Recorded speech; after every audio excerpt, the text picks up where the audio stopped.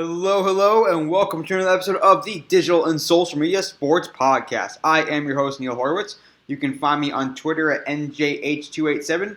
Hit me up on LinkedIn as well, where I post more content. Visit the website, dsmsports.net, for more episodes and content. And, of course, check out the podcast on your preferred podcast platform. It is that time of year, or at least I'm falling a bit behind. It is a best of episode. I try to do these once a quarter. I fell a little behind. This is only the second best of episode of the year, so we either have to speed it up toward the end of the year, or you're just going to get 3 best ofs in 2021. But this one is a fantastic one. Looking back on some phenomenal conversations, you're going to hear about 10 minutes or so of each conversation. You can always skip ahead if you'd like, but these are all great for a reason. And, of course, you can check out the full episodes in the podcast archive on your preferred podcast platform or on the website, dsmsports.net.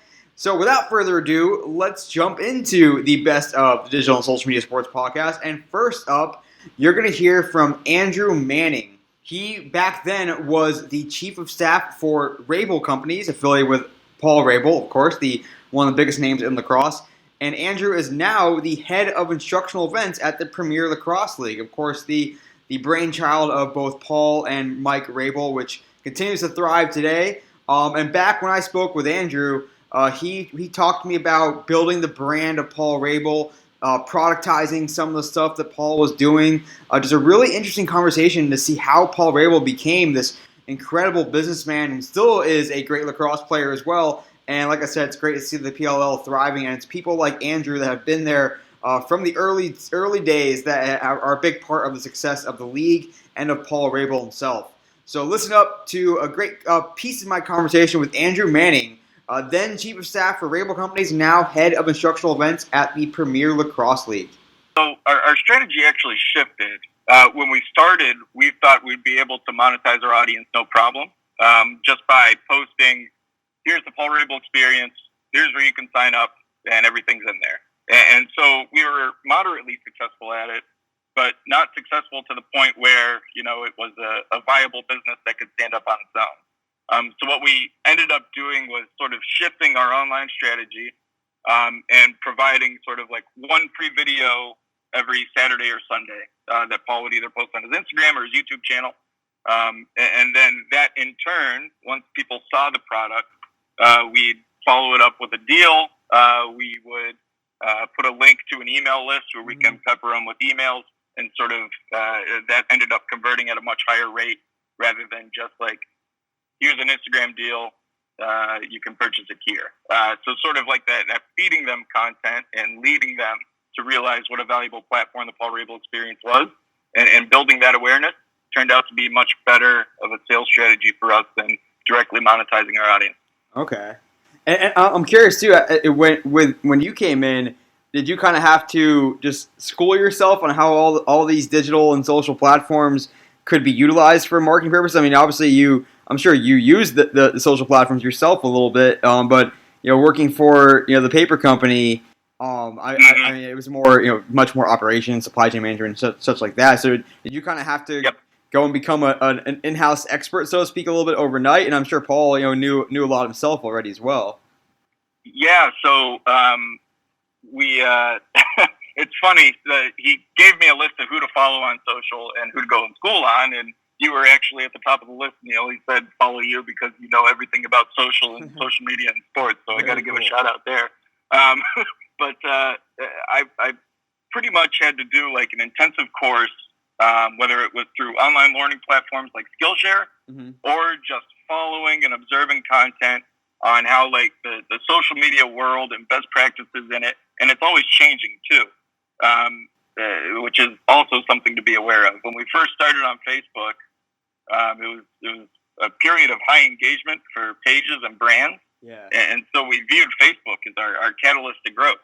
And then one day the switch just flipped, and we weren't seeing any engagement, no growth. And then it's like, okay, well, what do we do now? We gotta devise a new strategy. And then it went to paying for content on Facebook, and then Facebook took away the ability to put discount codes in posts because it got smart enough to know that. So then we had to change our strategy there. And so mostly it's just about understanding and looking at other brands who are really successful across social tweaking their strategy so it's authentic to your brand, and then going to market with it, feeling confident that it's going to work. And if it doesn't work, adjust and adjust and adjust until it does. And you definitely hit on something there that I want to dive into a little bit, and that is brand and developing your brand and being very intentional about it. And I think early on, being able to follow Paul, he was sharing, helping to develop lacrosse players and helping to spread the sport, spread the word, and using his platform as the the Babe Ruth of lacrosse, for lack of a better term, to help foster that. And did it kind of start to evolve a little bit with a lot of strategy and intent along the way, as he became just as much Paul the lacrosse player as Paul the the businessman, the venture capitalist to some degree, and growing businesses. How did you guys seek to reconcile that while also making sure that the closeness, the authenticity, the genuine nature of Paul's posts remained as such? Well, so you kind of touched on it. Everything that Paul posts is authentic to the point where it's almost, you can scroll up through his Instagram feed and see his transitions from being a lacrosse player and like a workout freak in his mid-20s to starting to dabble and become more successful as an entrepreneur and investor, and to the point where it is today, where almost every post is about business, and every once in a while there's like a training photo, a training video, or a lacrosse sort of montage in there. So it's not even like a conscious decision. It's just making sure you're being authentic to what you're doing. And that's something that some people miss out on, is that they feel that they have to sit in place because they branded themselves as this and there's no way to move on from it because you're going to lose followers. But ultimately, people follow you because they like you and want to see what you're doing and how you're growing. And so that's sort of been like Paul's thesis from the get-go, is just be as authentic as you can. And in turn, the audience will follow you.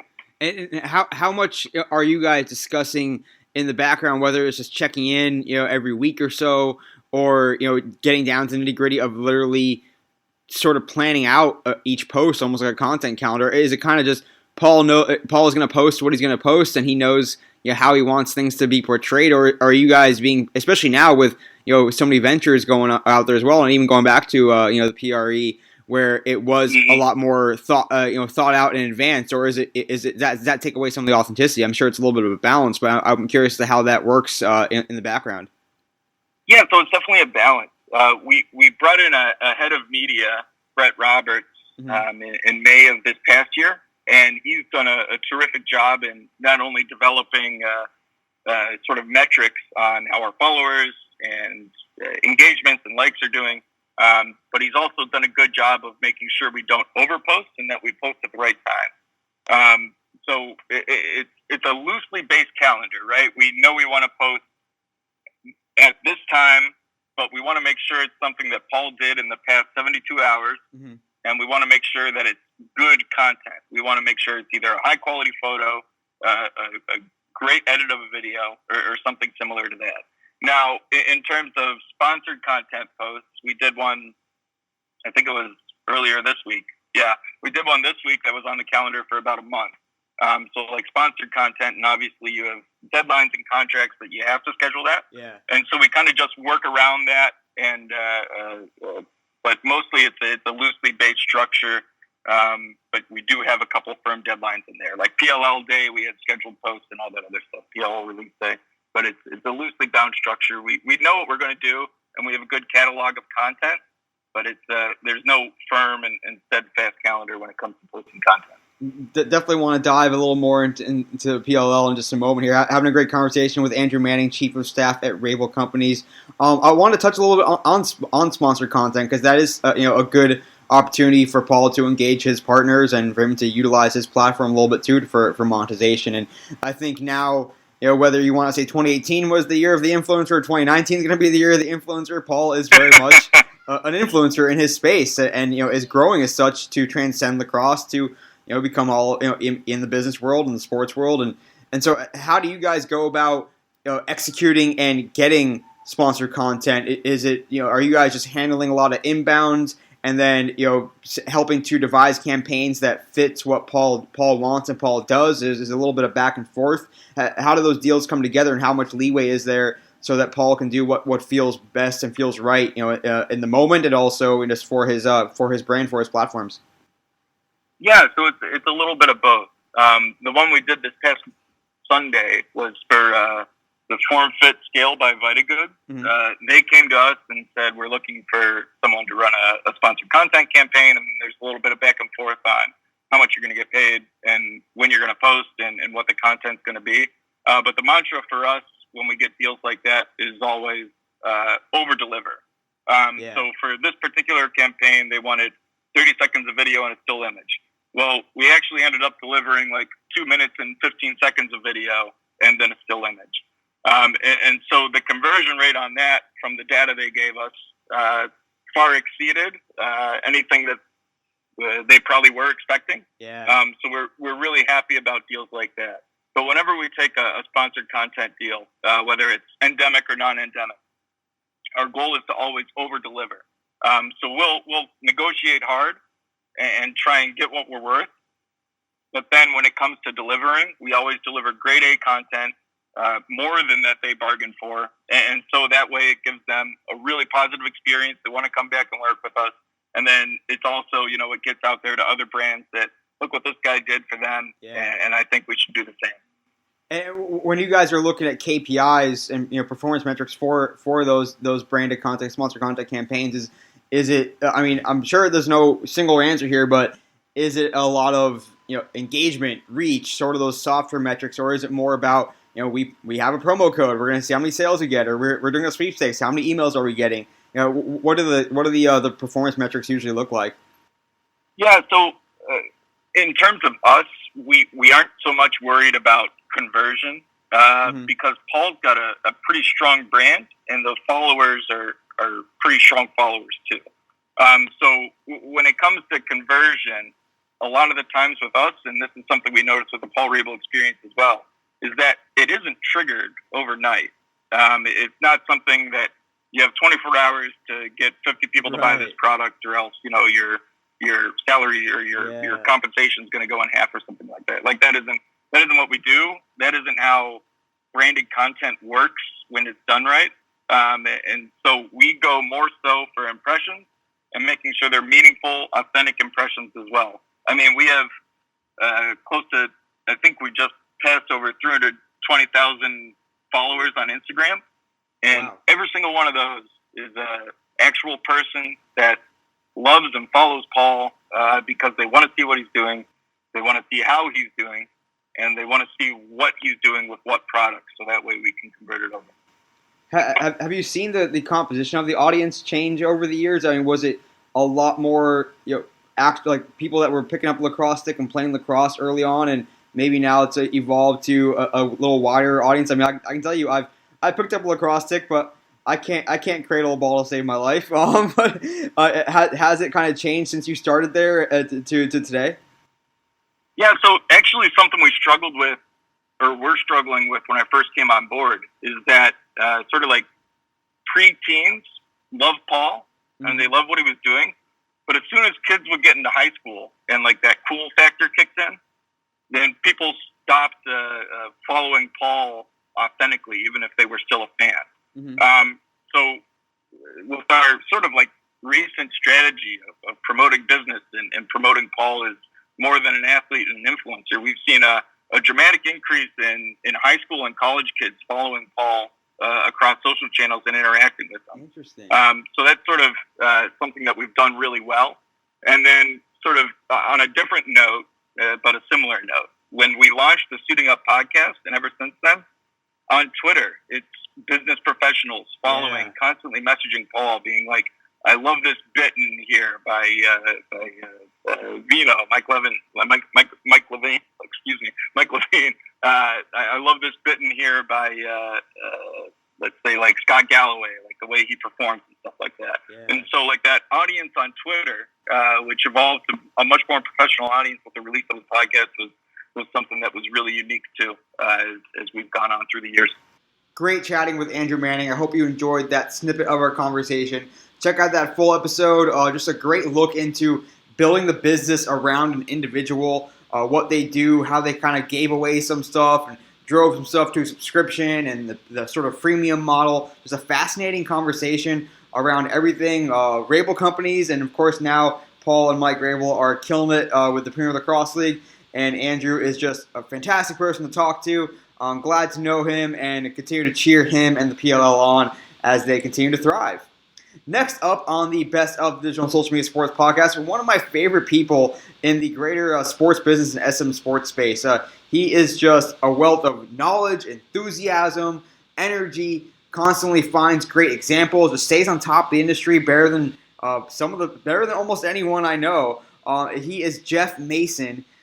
He was an athletics development officer for the University of Central Missouri Athletics, and now he has moved up the food chain quite a bit for good reason, and he's now the Assistant Athletic Director for External Operations with UCM, with the University of Central Missouri Athletics. And in this part of my chat with Jeff, you're going to hear about what it's like to work in that smaller college athletic space. You know, you're not an enormous high-level D1 Power 5 and have a ton of resources and a ton of revenue coming in, and it really have to hone in on your goals and your strategy, make the most of the limited resources you have at your disposal. And Jeff is really thoughtful about this, really realistic, ambitious, a great combination of all of the above. And you're going to learn a lot just in this piece of my conversation with Jeff Mason. So listen up.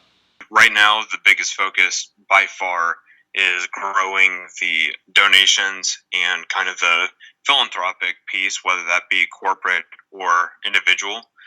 We've seen a lot of new energy across campus in terms of what our alumni foundation is doing, and we've kind of jumped on with that. A lot of that is out of necessity from budget cuts, but as you alluded to, we've got a remarkable amount of success at Central Missouri, which gives us a lot of opportunity to jump in on. After donations, I think we kind of go to corporate sponsorships.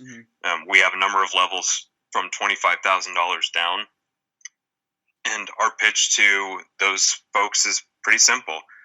Warrensburg isn't the biggest town, and if you want eyeballs, Central Missouri Athletics is where you're going to get them. The movie theater isn't going to reach as many people. Parks and Rec isn't going to do it. If you want to reach thousands of people in one sitting, UCM Athletics is where you want to go, because folks are coming to Wheels and Jenny's games where our student athletes are competing at a high level and winning championships. And it's not something that's new. It's never going to get old, but it's something that's going to keep drawing people. What's the level of awareness like? Does everyone pretty much in the greater geographical area know UCM, know UCM Athletics, know the success of the team? Are you guys not really battling against any? I don't want to say competing for attention, but is there media coverage? Are you guys the main stop in town if people want to read about the basketball team? And I guess what's the general level of awareness and interest that you guys are dealing with most of the time? Oh, we're absolutely competing for attention, and frankly, it's one of my favorite things to talk about, because being so close to the Kansas City area, we're right in the heart of Mizzou fans, KU, and Kansas State. I give my student workers get a speech the day they start with me. If they wear any other school's gear into our athletic facilities, they're going home. Because that fight for attention is so strong that the last thing I can do, and the last thing I can afford to do, is send a message that even the folks on our payroll don't support what we're doing, or they'd rather support someone else. When it comes to media coverage, we've only got one paper in town, and they print twice a week. So the majority of coverage is what we're generating. When we have a big play, when we have a big win, whatever it is, the first thing I'm doing on a personal level is going to Twitter, replying to that tweet, and tagging ESPN Media Desk, Bleacher Report, all these different accounts to make sure that we've at least got a fighter's chance of getting this stuff out, because those opportunities are so few and far between that I want to make sure we seize our 15 minutes or 24 hours, whatever it might be. Is it just as much about getting that national coverage just so everyone associated with UCM can kind of boast about it? Or like if you guys get a mention on ESPN or Fox Sports, whatever other platform you want to talk about, or is it just as much about how can we amplify this so that it reaches as many people in the local area as possible? It gets on the local TV news, gets on the local paper, in its biweekly publication. How do you guys balance those not necessarily competing factors, but those two different areas? So at the end of the day, I kind of look at it from two different pieces. One, I want to spread this because our student athletes want nothing more than to wake up the next morning and hear the Sports Center next to their names. No doubt. But the other piece of that is that from my perspective, I found that getting the national leaders in sports to jump on something is frankly easier than getting the local ones to do so. Because the local ones are so tight on their time, whether it being a broadcaster or what all they're posting, they're not always quick to jump on a local university team that may not draw the headlines. But if they see that Bleacher Report or Fox Sports, somebody with national prominence is drawing attention to it, then they kind of have an eye-opening moment where they say, okay, this is something we need to jump on to. So we start national, and I'll be frank, it doesn't always work. But I've had a lot more success in doing that than starting with the local media outlets who have to internally debate, do the Mizzou fans care that the Central Missouri basketball team hit a buzzer beater? Right. Do the KU football fans care that the Mules football team returned a fumble for the last second walk-off touchdown? So it's just kind of it's an ebb and flow, and we're still figuring it out. But I think that's worked really well for us. That's a good point. I'm biting my tongue not to make a joke about KU football right now. So I thought you'd appreciate that. And let's talk briefly about those surrounding schools. I mean, you have KU basketball, at least, which has all its tradition. You have Mizzou, not too far away. You have a lot of other institutions there that people, whether they are alumni or could be grew up fans of. And how do you guys seek to differentiate yourselves from those schools, whether it's the fan experience or just looking at yourselves at your online brand, digital brand, your actual graphics and copy, side by side? Is that something you guys are always looking at of, how can we be better or different than these other schools? Or is it really just looking at more internally with UCM and kind of doing your own benchmarking? I think a lot of it has to do with focusing on the fact that we are a local regional institution. We draw about 50% of our attendance within a 9-county area, and a lot of that comes from Kansas City. We've also got a great foothold in St. Louis, and we understand that we're not the flagship institution for the state. Yeah. We're also not the flagship institution for the state of Kansas.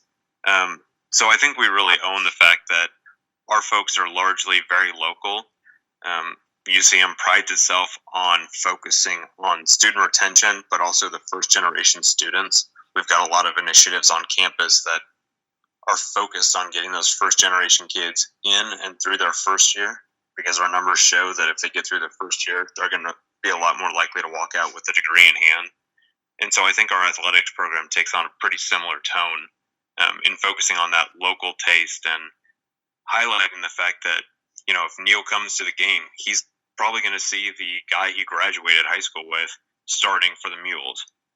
He's going to see the gal that he had chemistry with starting for Jenny's volleyball. We really focus on that piece because at the end of the day, friends and family is going to get us a lot more attention than trying to position ourselves as a big dog next to KU basketball, Mizzou, SEC football, whatever it might be. That's a great point. I think it kind of reminds me of the conversation around influencers quite a bit, and you might reach more vanity metrics with someone with 1 million followers or whatnot, but if you can get someone who attends a game who knows a bunch of people in those 9 counties that make up so much of your attendance, that might mean just as much to have that snowball effect and have that network effect as well. No question about it. I want to touch on, because I'm learning a lot too here as we talk with Jeff Mason, Athletics Development Officer at University of Central Missouri Athletics, of what the current state looks like for UCM, for D2 to some degree in general, for coverage, like broadcast coverage of games, watching games. I think everyone now almost expects that, whether it's through ESPN Plus, through BR Live, through Stadium, through any number of different platforms out there, that they'll be able to watch the game. Oftentimes it's coming from the schools themselves. What's that look like for UCM? What's it look like for D2 in general? And is that something that you see growing in the near term here? So I'm going to take a moment to brag on the production that Central Missouri puts together for our athletic events. The MIAA, our conference, has an agreement with Blue Frame Technology, and so all of that goes through the conference, but it's up to each institution to handle their actual broadcasting. Okay. And we've got 2 departments on campus, Digital Media Productions, and then KMOS, which is our local PBS station, who kind of take on a 1-2 punch approach to all of our games. And I would put our broadcast up against any other in Division II. Both in the camera work, the on-screen graphics, the commentary. I think they do a phenomenal job. But I also recognize that it's a beast of an investment.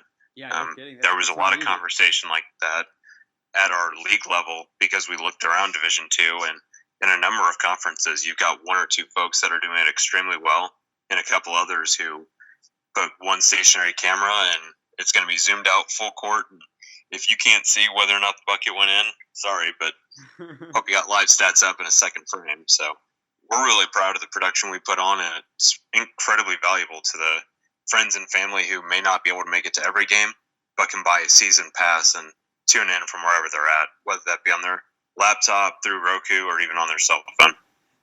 Does it kind of muddy the water a bit when someone is paying to watch those games and you can't necessarily guarantee the broadcast quality when you're not at your home, venue, and it's not you guys doing the production? No question. For an away game, particularly with some of our larger sports like football, both basketball teams and baseball, I would say that's the majority of the comments that we'll field on social media in game is commenting on the broadcast output being too low for volume, or the camera work. They're focusing on the left fielder when a pitch is coming down, something like that. And we're pretty candid with our fans that, unfortunately, it's not our broadcast. Yeah. We'll happily pass on their feedback, but unfortunately, there's not a whole lot we can do. Yeah, it's definitely tough. I mean, when you rely on those other schools to do the productions for those away games for y'all. Well, and it's a reminder how fortunate we are to have those on-campus partners. Yeah. Because a lot of these institutions simply don't have those resources. And frankly, if we didn't have these 2 departments and these 2 teams who tie in, real-life experience with the educational value they're providing, if we didn't have those folks, we wouldn't be anywhere near the level we're at. No doubt. A few more minutes left here with Jeff Mason for his episode of Shareable Stat. There's a lot more I want to hit on those, so we'll try to do a little bit of rapid fire here. You mentioned always having to, not always, but having to deal with cut resources or losing extra staffers, and whether it's not as many student employees, not as many GAs or whatnot.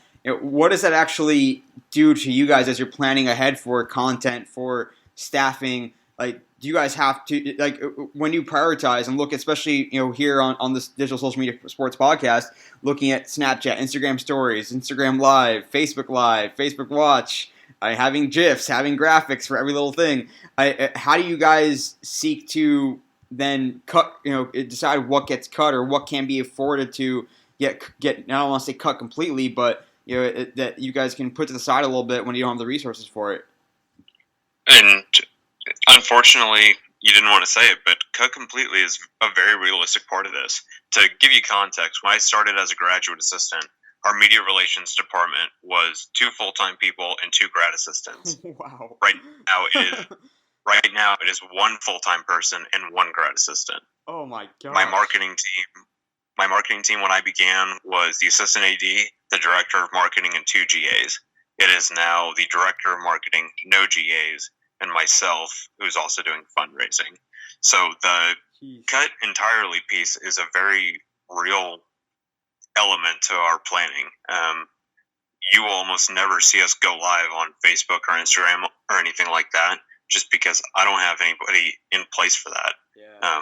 When I do get a student who's incredibly psyched to get some experience with this and that, there's an acclimation period, and then we'll kind of branch out. But again, it comes down to the ebb and flow of what that staffing looks like. That student is eventually going to graduate, and if I don't have an eager up-and-comer behind them, then that piece may subside for a while. Right. I have a great deal of respect and affection for Jeff, both personally and professionally. Continues to do great work there at UCM. I hope you enjoyed that part of our conversation. Check out that full episode because the whole thing is worth listening to. So I hope you do check it out. But next up, our next guest on the Best of Digital and Social Media Sports podcast, you probably heard of him. You've probably heard of his company. You're going to hear a bit of my conversation with Adam White. He is the founder and CEO of Front Office Sports. And oh boy, FOS, Front Office Sports, has become such a major player in the sports business, sports journalism, sports reporting industry overall. And just cannot say enough about how much I admire Adam and what he's built. And still a very young man, but doing a kick-ass job as CEO with Front Office Sports. They continue to grow, get bigger and better every day, every year. And in this part of my conversation with Adam, you're going to hear about how he built up FOS a little bit and how they became this great brand in the space and really pioneered to some degree branded content in the sports business space. I continue to marvel at the way they activate their partnerships in such a compelling way, creating really valuable content that is good content for both the sponsor, getting their messaging out, and of course the consumer as well. Myself being one of those consumers that enjoys a lot of their content, their newsletters, which continue to grow, their multimedia. Just it's incredible to see what FOS has become, and Adam is a really impressive man, young man, and continuing to lead Front Office Sports. So listen up to this part of my conversation with Adam White, founder and CEO of FOS. Yeah, so the very, very first check, and I still have it to this day, was a $2,000 check that I got from the University of Nebraska, who's been, a partner for us for the last 4 or 5 years, or for the last now 3 years. The very first one who believed in us, and it was a really cool, like I said, I still have that check somewhere. And, it was just a cool opportunity. You just like, wow, I built something that someone's paying to promote their master's program on, right? And so did that, and we're just like, okay, the traffic's there. I said, I think we can do these things. And then what we really focused on and what I had seen is, like, at that time, I believe it was the Axioses of the world who had just launched, and they were touting these launch partners that they had. And I'm like, shit, maybe we can do that on a smaller scale level. And so we just went out to 4 brands and said, hey, look, like, this is what we want to do. And this is what we want to be able to do. And I think we can do this. And we oversold the deals by so much, right? Like, I mean, the assets we gave these people is ridiculous. But we were able to parlay that money into being able to pay contributors and pay for a few things. And then at that time, I had started working for the university in the latter half of 2017 as like a TA. Mm-hmm. So I was there as a TA. So now I was working as a TA. I was working at the restaurant at night, and I was still doing the site during the day and when I got home from the restaurant. And so it was a little bit hectic, but I started to pay my bills and I started to save up. I ended up getting my own apartment, moving out from my girlfriend and being able to have my own place, which was awesome. Yeah. And then just eventually was able to sign a few more deals. And in May of 2018, I went full-time, quote unquote, which means we were just paying our bills. And then from there, I finished my job at the university after essentially what was a year there as a TA. And then, from May till December, it was kind of a whirlwind based off of really some of these factors. I had met our lead investor over Twitter in like March, and we just had conversations via the platform and nothing crazy. And then all of a sudden, out of nowhere, there was this opportunity, and we jumped on a call, and I met him in New York when I was in June, and from June of 2018 till really November was the conversations about what we could do, and led to everything. I moved to New York in December of 2018, and here we are at the end of quarter one, still above water and doing better than we ever have. So, there got to be so many pinch me moments when you sign a deal, you get those launch partners, you get an investor. I mean, just really, really cool and really worth celebrating for sure. And tell me, at some point throughout this process, of course, we're glossing over it.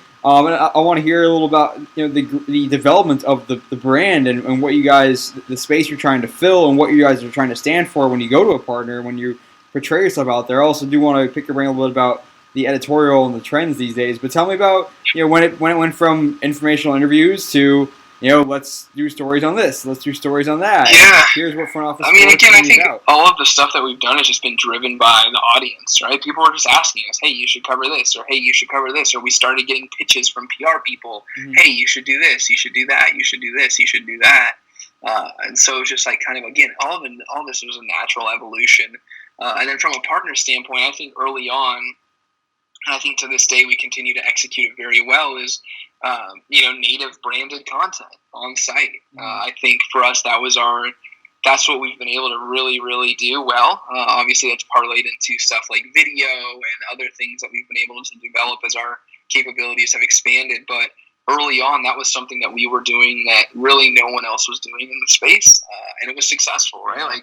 And so that was what we kind of leaned into, if we want to use a buzzword, and have been doing ever since. And it's definitely interesting to see how others have kind of migrated more towards that, and seen what's, how the trend is going towards what we believe is probably one of the more successful ways to, B2B market in. So it was all just, again, a continued evolution from the brand perspective.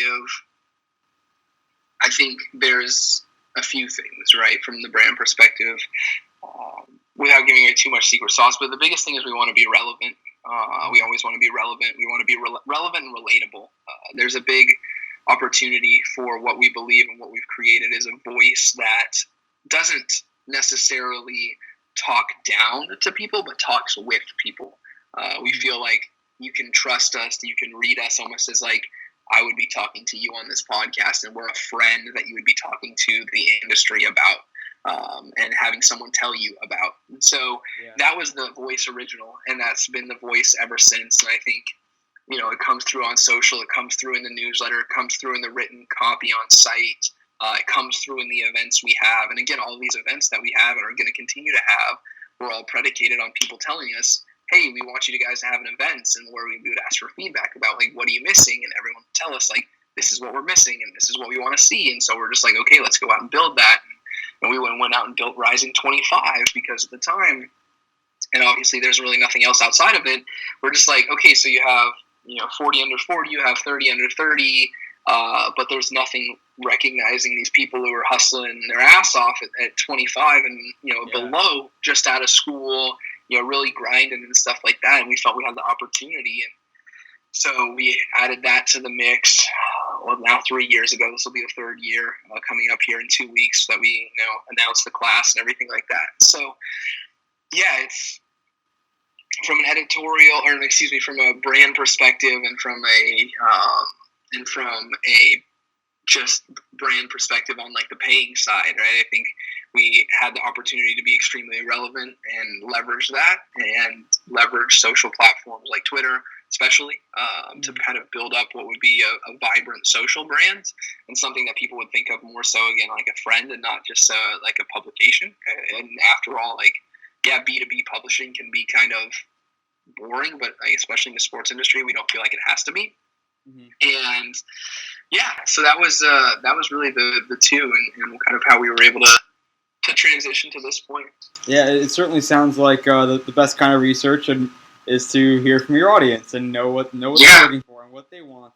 And also, you're surrounded by a very much a dynamic world of publications. I mean, from every day you hear about something new, a plus or a subscription, or layoffs, or more or branded content and pivot to video. It's a very dynamic space, and I don't have to tell you twice. And do you guys look at what's going on elsewhere and looking at what a Bleacher Report's doing, what a BuzzFeed is doing, looking at hey, Digiday is starting to do a plus and then events, or is it really more internal and there is more of a plan? It's not so much day to day. Let's this might be something that we should explore. I mean, it's quite frankly it's probably sounds canned, but for the most part, unless I'm really reading something for the newsletter or something like that, I'm not really focused on what other people are doing, because and we're all in different stages of our life cycle. We have 5 full-time employees now. I can't do what a Digiday with 80 full-time employees and a profitable media company can do, right? It's just not possible. And it's not even just that. It's like Digiday's been around for 10 plus years, right? We're in the first quarter of our first year as a real business with real full-time employees, right? So like we're 10 years behind just like a Digiday of the world, BuzzFeeds, all these other ones. So when you think about it, it's like, holy shit, that's a lot. So yeah, I mean, there's a lot of learnings to be taken away from all of these publishers, like a Digiday and like an Axios and some of these other publishers that I look to and I see as like inspiration for what we can be as we continue to mature and continue to have things developed out as as we grow through this first year after post investment. Mm-hmm. But I mean, just like anything else in the world, it's very hard. You get caught up, and I did at some point early on. I was caught up in the like, oh, what's this person doing? What's that person doing? What's this person doing? What's that person doing? And I kind of just came to the realization, look, like there's so much real estate out there, and it's not like I'm competing with the Bleacher Reports and the ESPNs and the scores and this and that, and like just the general sports coverage. Yeah. So I could just be me, and if we're us, like we're going to be successful. Like we don't want to be anyone else, right? Yeah, sure, I'll take ideas from other people, or like not even ideas. I'll see inspiration. I say, hey, look, like maybe we can look at that and say, all right, what can we do to put our spin on it, or things like that. But for the most part, again, all of the stuff and the initiatives we've launched have been from internal discussions, have been from what the constituents want, and have been from where we see other media companies, exceeding. Events, obviously, is something we believe that can become. It's just a good opportunity for us to have a physical interaction with people. There's we're so digital all the time, right? And newsletter and this too. And that. Like, there's no real physical experience with the brand, and so how can we create that? Is the biggest factor of that. And it's not only just that, but like how can we create an opportunity for us to create more content?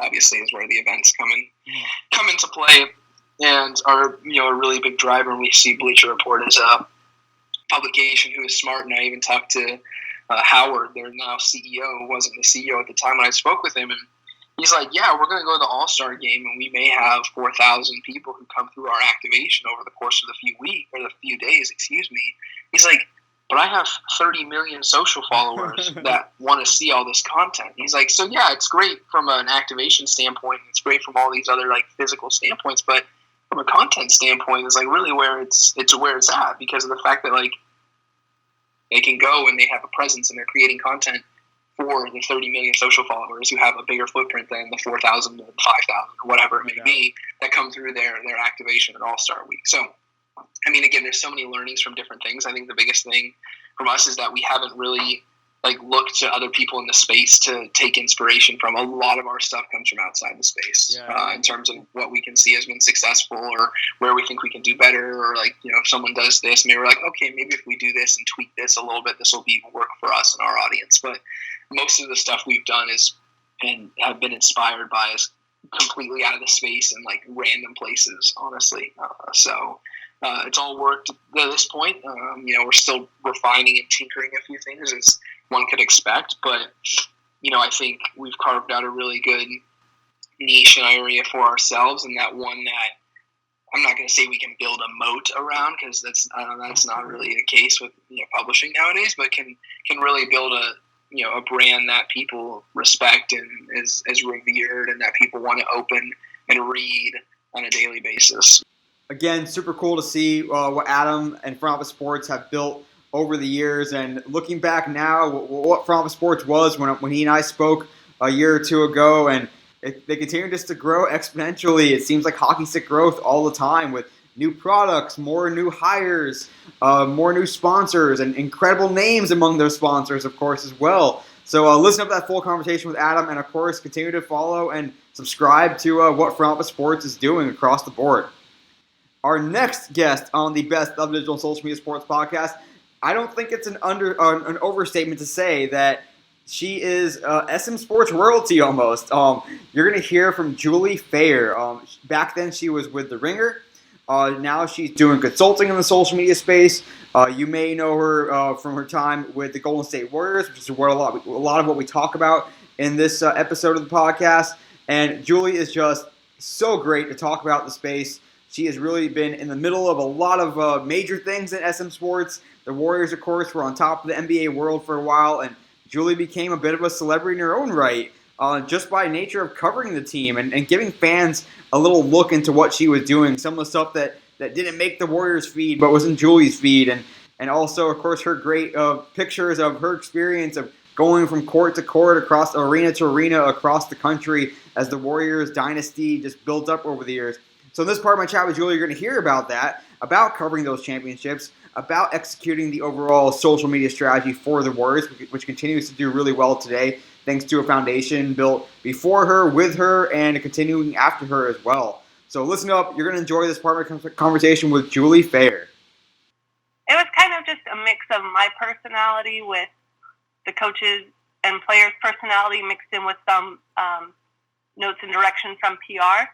Like, my sense of humor is very, like, sarcastic, but also I love corny jokes, and, like, I love doing stuff that I know people are going to reply with, delete this, or this is so stupid. Like, I think that stuff is funny, while also adapting kind of Coach Kerr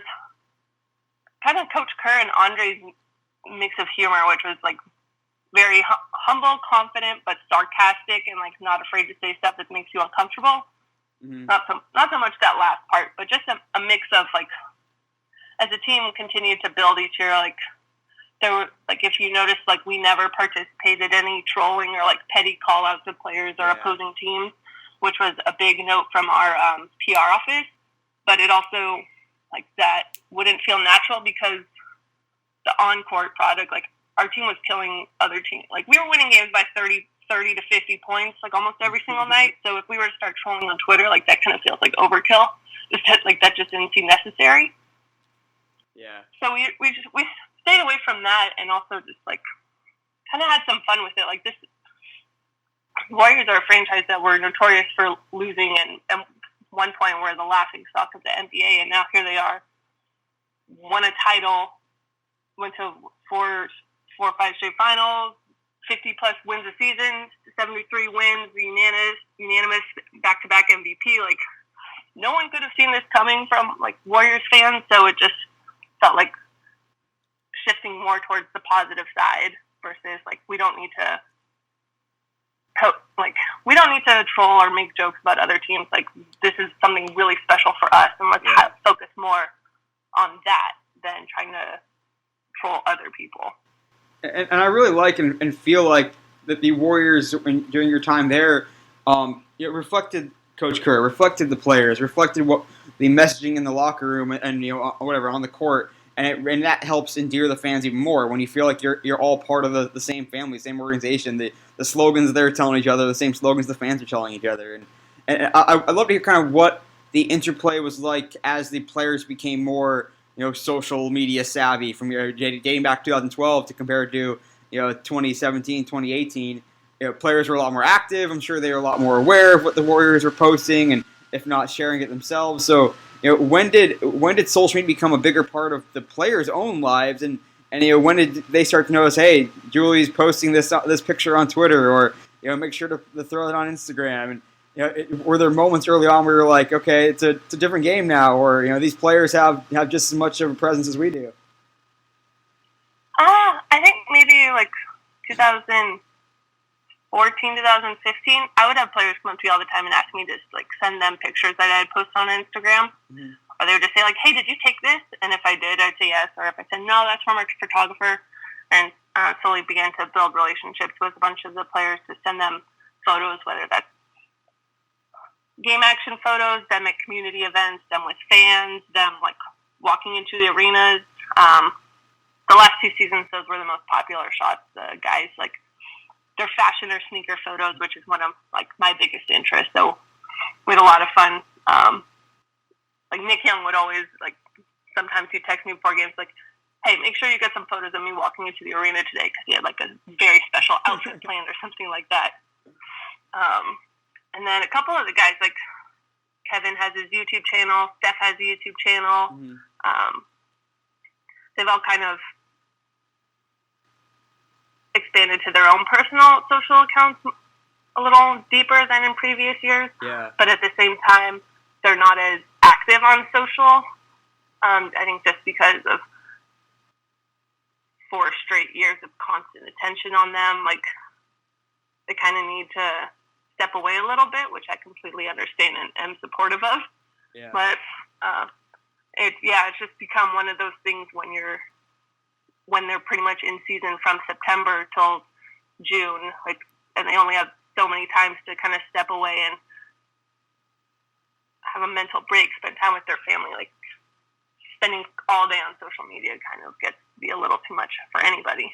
Is there anything too also where, when a Kevin Durant has his own YouTube channel, when Stephen Curry has his own, strong Instagram brand and Twitter and all that, and where you're almost like looking at players where there's only so many hours in the day they can create content for these social channels, and do they almost have to make a decision? Hey, I want to save this for my channel as opposed to I don't want to do this interview with the Warriors. Is there any sort of like, hey, I can only give so much to each of these channels, and I can't necessarily be doing stuff for Warriors channels at all times. I need to focus on my own, let alone ESPN, Sports Illustrated, The Ringer, etc. Oh yeah, definitely. Like, if I were in their shoes and I had my own personal media company or just a YouTube channel, like, why would I do these sit-down interviews or day-in-the-life segments with other people when I can be putting that out on my channel and building my brand more?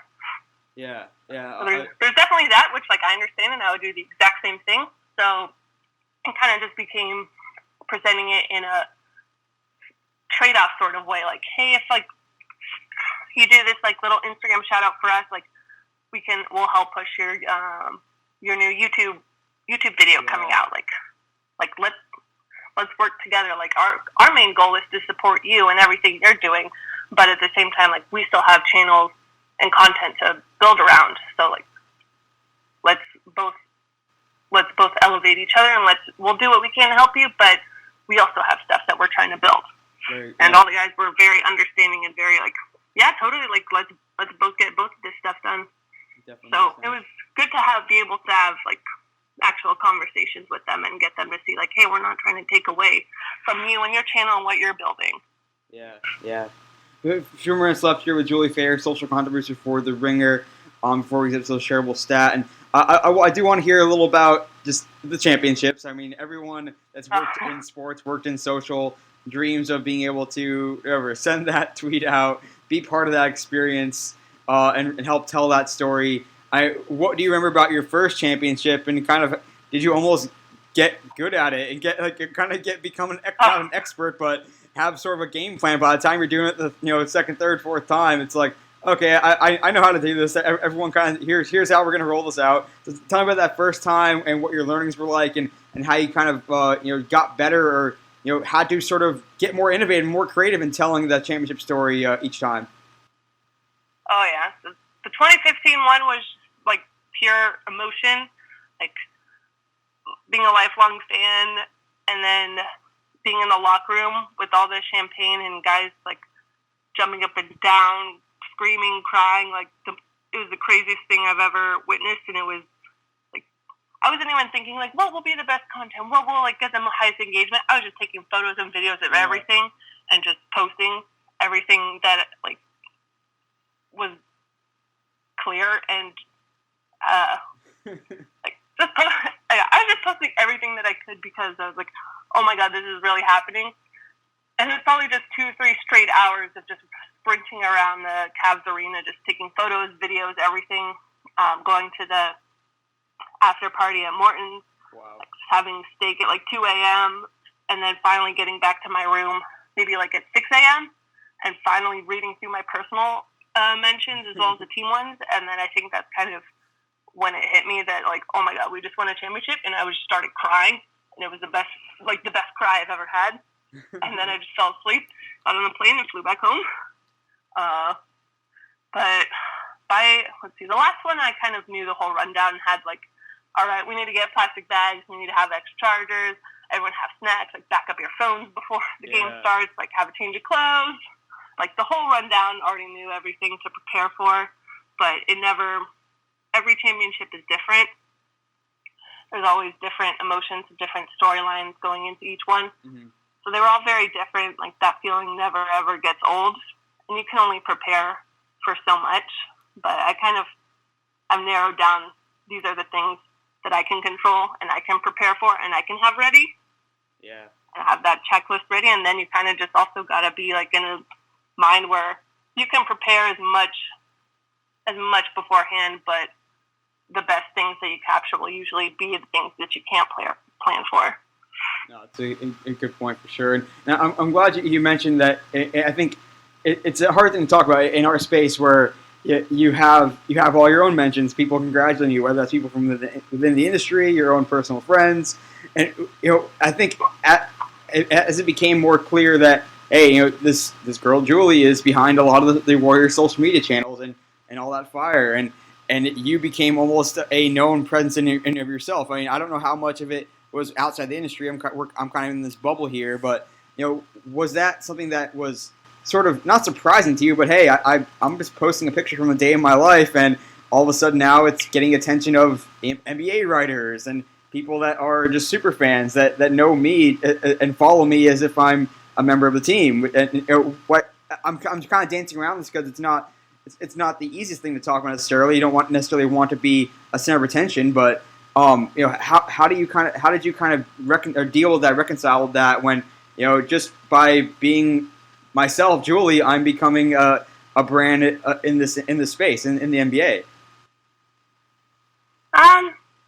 It's definitely kind of a surprise at first when random people would just come up to me and say, "Hey, are you Julie?" Like that was always very surprising to me. But for the most part, it just felt really good to have people appreciate all the hard work I was doing, and to the nice messages I would get of people, in different states or other countries, and saying that the Warriors were their favorite team, but they couldn't necessarily watch the games. So they kept up with the team through social media, and they said they felt like they were always there. Being able to follow us on Instagram or Twitter made them feel like they were in Oakland with us as well, and that was the whole goal. So to hear that from complete strangers was very touching and made me feel really good about the work I was doing. Super cool. I received a lot of very disturbing and hateful messages as well from people who hated the Warriors, and those definitely increased as the team continued to get better. It's a whole nother discussion. Basically just stopping assholes to people on the internet. But I think the not weirdest, well, kind of weird, I guess, but just various road trip arenas, like I'd have people come up to me and ask for my autograph or ask for pictures. Oh, wow. Like people would, in the championship parades, people would scream my name and ask me to come over to take pictures with them, which is like that's very kind of thank you for following us. But I just tweet, I don't do anything cool, but there's a lot of people that now doing social media for an NBA team or a sports team is their dream job, and they see that it's possible for a fan to get in that position. Yeah. So I'm always happy to help give advice or let people know this is what it takes. These are the things you can do. But the first time someone asked me for my autograph was really weird. I definitely signed it with my Twitter handle. It really was so much fun talking to Julie. She, again, is someone that I have a ton of respect for what she's done, what she continues to do. Just brings a ton to the space and has earned a lot of respect for a good reason. So check out that full episode because I think you will enjoy it as much as I did. Last up, we are coming to the end already. Time is flying by. I hope you're enjoying the snippets so far. But last up on this Best of the Digital and Social Media Sports podcast, listen to part of my conversation with Donnie White. He is the founder and CEO of Satisfi Labs. You probably know Satisfi, even if you don't know them exactly by name. They are the sports industry's biggest, if not only, producer in the chatbot space. They are doing a ton of great work creating ever more sophisticated bots, whether you need someone for customer service, for engagement, or a little combination thereof. Especially right now, in the midst of this pandemic, I've been following what Satisfi is doing, and they are really an important player in the space and collecting a ton of knowledge and insight as well, based on a lot of the questions that fans are asking about COVID regulations, about things they need at the event, at the venue to feel comfortable, and just a really interesting look at how we think about bots. Yes, they can answer customer service questions. Yes, they can start up experiences, whether that's a purchase or a conversion of some sort. Yes, they can also engage with you. And in this part of the conversation, you'll hear Donnie talk about the differentiating factors around the really intelligent bots that Satisfi produces and some of the old school or quasi bots that are really just glorified decision trees. You're going to hear about how some of the Satisfi customers use those bots. And just a really interesting conversation on a space that's only going to continue to grow more and more as AI becomes more sophisticated, and just a really cool look at something that is helpful for fans, incredibly insightful for the organizations, and still a ton of room for evolution and growth in the future. So listen up to this part of my conversation with Donnie White of Satisfi Labs. Right. It's funny because a lot of the things that you mentioned on the engagement side have no AI at all.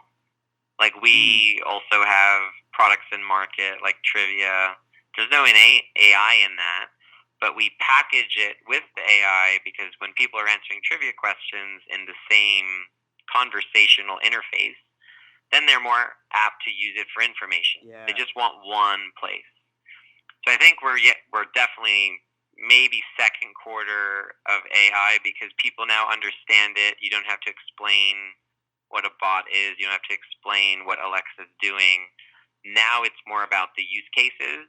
And I think, number one, people definitely see value in entertainment, but the ROI is heavily on the sponsorship potential side. I think we're more focused on the future state of, hey, I'm a fan. I want to essentially talk to my team. I want to ask them about who we're drafting. I want to ask them when the new jerseys are coming out. I want to give them feedback on the new jerseys directly, without going on Twitter and bashing them. Like, I want to have a conversation about it. It could be an automated one, but I want it to be, heard. And so I think that where we're focused on is that. How can brands have one-on-one relationships with every fan individually and at scale? That's the third quarter, I would say.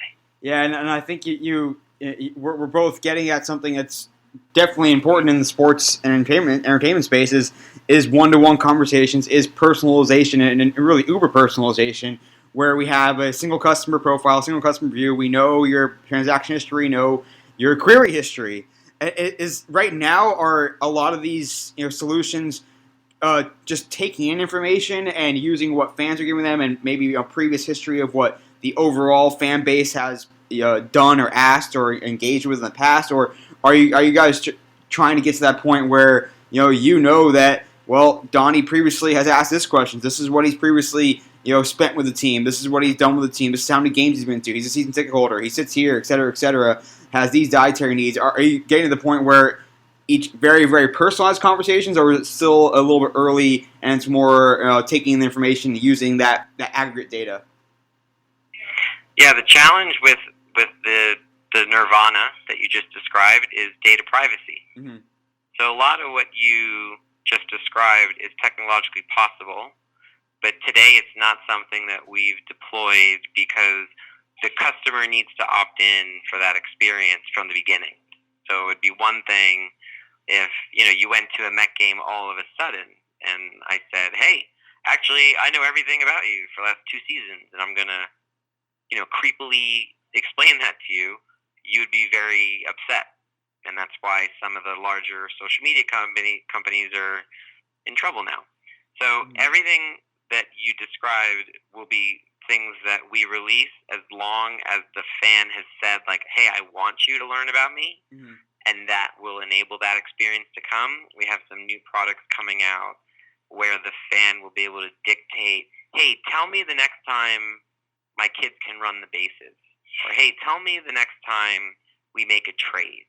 And so that way, it's not just trying to assume things about you, like your Amazon shopping cart or your Google News feed.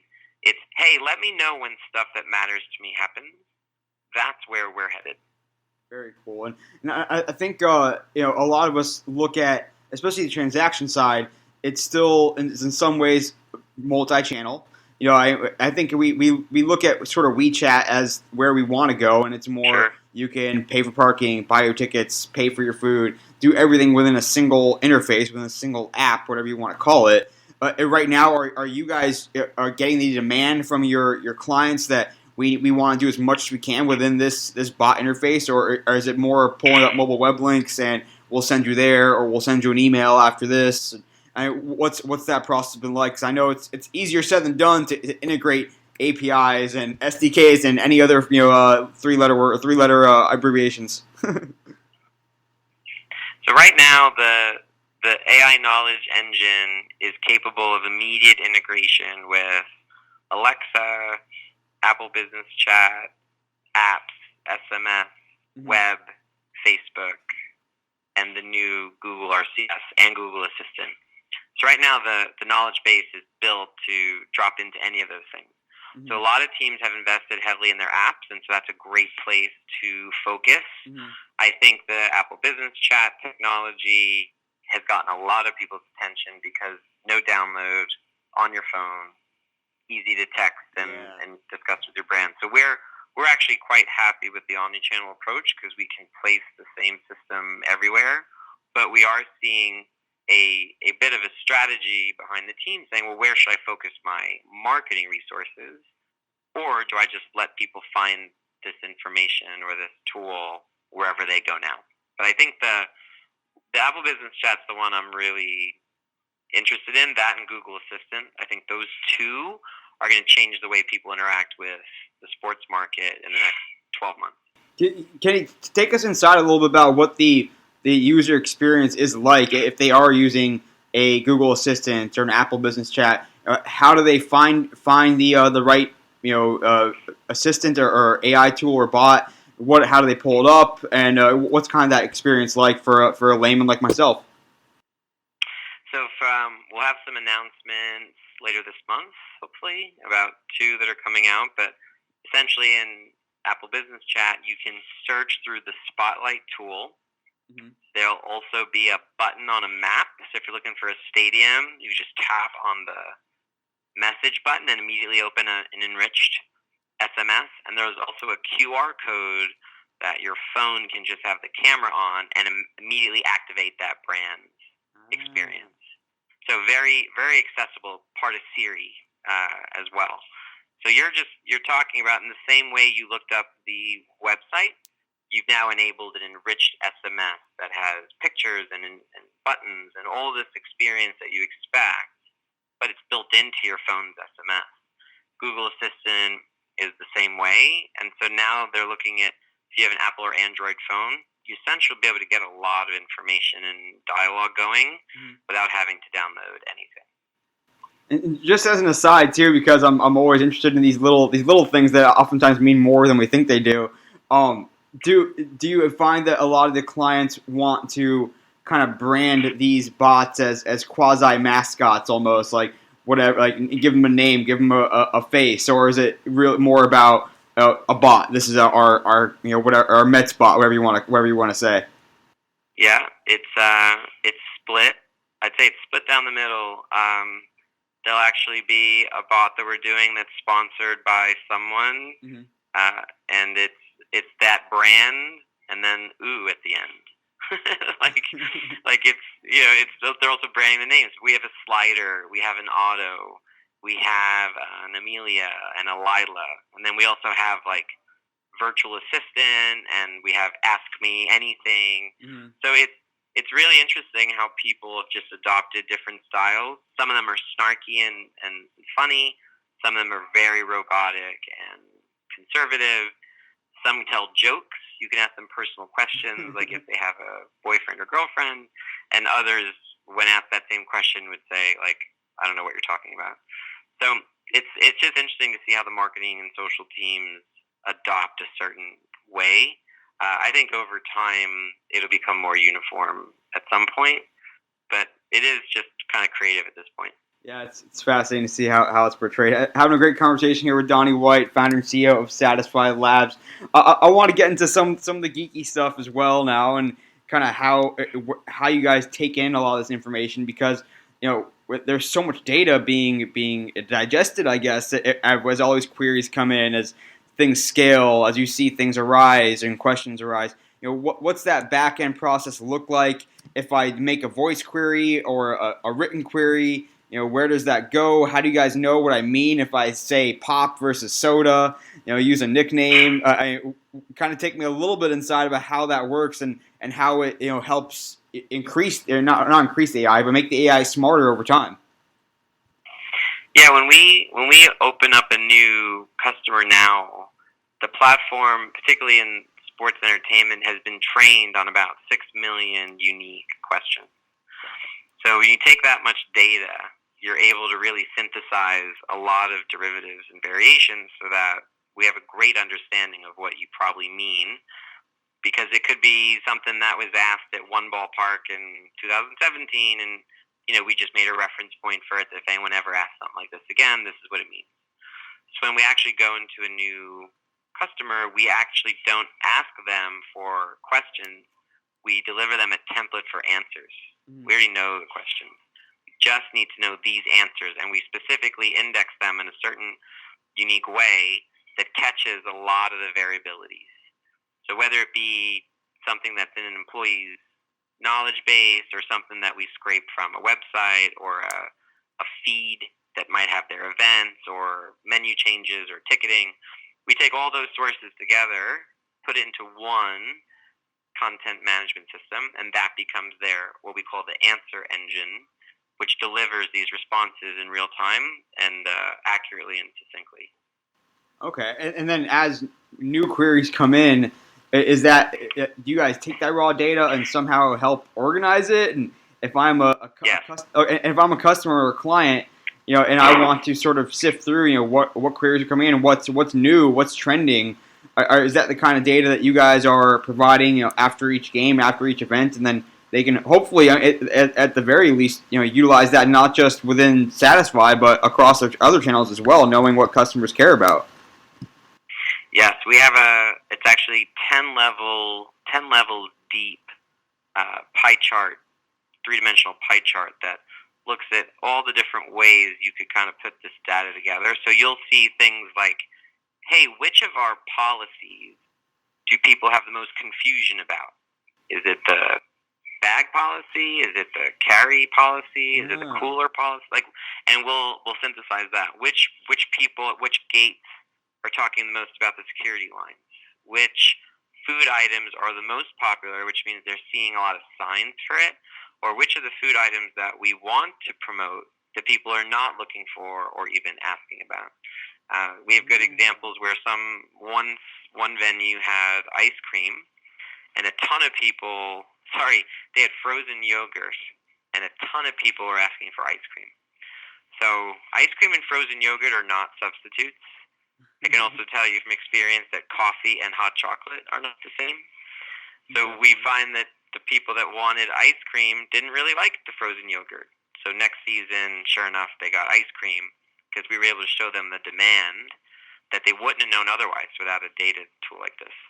It really was cool picking the brain of Donnie. It's been fun to watch him and Satisfi grow over the years as they continue to become and are really as a thought leader in their space, and used more and more by sports organizations around the world, and really leading that way in terms of the bots and the artificial intelligence and automated customer service. Just really cool stuff what Satisfi is doing. And you can definitely check out that full chat with Donnie, because I think you'll learn a lot from it and have a great educated POV on the space.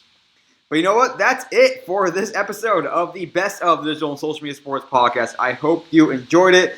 Again, you can always check out any podcast episode you want over the years. There's been some incredible guests. Most of the conversations that we have are very timeless and evergreen. So you can go back 1, 2, 3, 4, 5 years, all the way back to 8 years, 8 years plus when this podcast first started, and take a lot out of the chats that I've been able to have with some of the really the thought leaders and amazing people in the greater digital social media sports space and sports business space overall. But that'll do it for this episode. I hope you enjoyed it. Again, I'm your host, Neil Horowitz. You can find me on Twitter at NJH287. Hit me up on LinkedIn and connect there as well, where I post more content. Check out the website, dsmsports.net, for more episodes and content. And follow the podcast. Like I said, peruse back through the archive on your preferred podcast platform. We'll be back soon, and every other week is when we publish. So the next episode you get will be brand new, and it's going to be a fun one. I already have it in the can, so you can trust me. But until next time, this is your host Neil Horowitz signing off for the Digital and Social Media Sports Podcast.